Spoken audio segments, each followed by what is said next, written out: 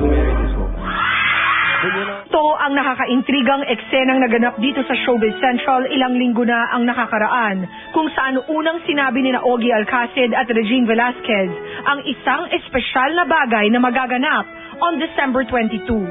Mula sa interview na ito, umikot na ang ilang usap-usapang sa December 22 na raw magaganap ang matagal nang inaabangang kasal ng dalawa. At sa kalagitnaan ng linggong ito, another move from Ogie and Regine stirred up the world of showbiz. Matapos mabalitang may malaking announcement silang gagawin today. Sources say, sina Ogie at Regine mismo ang humiling na bigyan sila ng pagkakataong gawin ang malaking announcement na ito sa Party Pilipinas. Pinangako ko po sa inyong lahat na pag okay na po at pwede ko na pong sagutin lahat yan, ay sasagutin ko. Ngayong araw na ito, tutuparin ko po yung pangakong yun. Kailangan ko lang po ibigay sa inyo yung facts para tama. Yung aking pong petisyon sa annulment ko po, yung June 21, ay nag-grant na po. Bago po matapos itong taong ito, si Regine Velasquez po ay pakakasalan ko. Nakatutok ang Showbiz Central sa backstage ng Party Pilipinas kanina kung saan nakausap namin ang power couple tungkol sa nakahagulat nilang announcement sa plano nilang magpakasal before the year end. Sinabi ko lang, it's going to be before the end of this year. So, Pero Propose na matagal. kailan Actually, matagal. Matagal na to. Hindi lang namin pwede. Hindi lang kasi namin pwede i-announce na engaged na. Pala. The proposal was also comedy kasi he proposed to me. I was eating my steak. So I swallowed this buong steak na. Hindi ko pa nakwento kasi na ganun ako. And then na-choke ako ng konti. Yeah, it was in a restaurant. It was in a restaurant. And then ang sweet ng mom niya kasi this ring came from her. Wow! So she gave him a ring to give to me. Ilang years na kayong engaged? Right now, we're still in the planning stage kasi bilang kailan lang din naman namin. Kasi ayaw namin magplano hanggat hindi kami sigurado.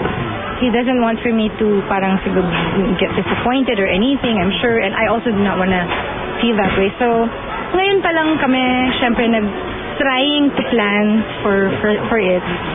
Kung pwede nga lang namin i-invite lahat, syempre, we would love that. But since hindi naman namin kaya din gawin yun, kaya nga in-announce na lang namin kasi para at least ma-share na lang namin to everybody. So, syempre, pipiliin namin yung mga talagang kaibigan namin na naging witness din sa amin. So, yun.